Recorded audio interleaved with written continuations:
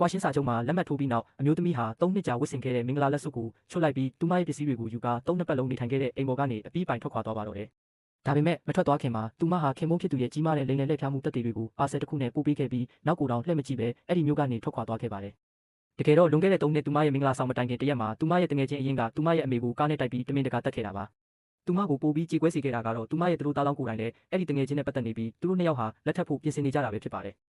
ဒါကိုသိလိုက်ရတဲ့အချိန်မှာမိန်းကလေးဟာဒေါသတွေပောက်ကွဲပြီးသူတို့ရဲ့မင်္ဂလာပွဲမှာတောင်းကျမ်းခဲ့ပေမဲ့ဘသူကမှသူမစကားကိုနားမထောင်ပဲဝိုင်းရကြပြီးပွဲထဲကနေနှင်ထုတ်ခြင်းခံခဲ့ရပါတယ်။အဲ့ဒီအချိန်မှာပဲသူမရဲ့ငယ်တငယ်ချင်းကသူမကိုကူညီဖို့ရှေ့ထွက်လာပါတယ်။သူကလူအားလုံးရဲ့ရှေ့မှာသူမကိုလက်ထပ်ခွင့်တောင်းပြီးသူမရဲ့တငယ်ချင်းကိုထောင်ထဲပို့ပေးမယ်လို့ကတိပေးခဲ့ပါတယ်။ဒါကြောင့်လုံးဝစိတ်တက်ကြနေတဲ့မိန်းကလေးဟာဒီလက်ထပ်မှုကိုသဘောတူခဲ့ပါတယ်။မကြခင်မှာပဲအမျိုးသားကသူမရဲ့တငယ်ချင်းကိုထောင်ဒဏ်3နှစ်ချမှတ်လိုက်ပြီလို့ပြောပြီးသူကတိကိုတီးခဲ့တာကြောင့်မိန်းကလေးရဲ့ယုံကြည်မှုကိုရရှိခဲ့ပါတယ်။ဒါပေမဲ့3နှစ်အကြာမှာတော့မိန်းကလေးဟာသူမကိုလုံးဝတုံ့လှုပ်သွားစေမဲ့အမှန်တရားတစ်ခုကိုသိလိုက်ရပါတယ်။တနေ့မှာသူမဟာခင်မုန်းဖြစ်သူနဲ့ရှိနေလို့စကားပြောနေတာကိုကြားလိုက်ရကနေဒီလက်ထပ်ပွဲဟာအစီအစဉ်တစ်ခုသာဖြစ်တယ်ဆိုတာသိလိုက်ရပါတယ်။ခင်မုန်းဖြစ်သူဟာသူမကိုတခါမှမချစ်ခဲ့ပါဘူး။သူဒါတွေအားလုံးလုပ်ခဲ့တာကထောင်ထဲမှာမရှိဘဲနိုင်ငံခြားမှာပျော်ပါနေတဲ့သူမရဲ့တငယ်ချင်းကိုကာကွယ်ပေးဖို့အတွက်သာဖြစ်ပါတယ်။မိန်းကလေးဟာဒါကိုသိလိုက်ရတဲ့အခါ3နှစ်ပတ်လုံးလူလေးတယောက်နဲ့အတူနေခဲ့ရတာကိုမယုံနိုင်အောင်ဖြစ်သွားပြီးထိတ်လန့်တုန်လှုပ်သွားပါတော့တယ်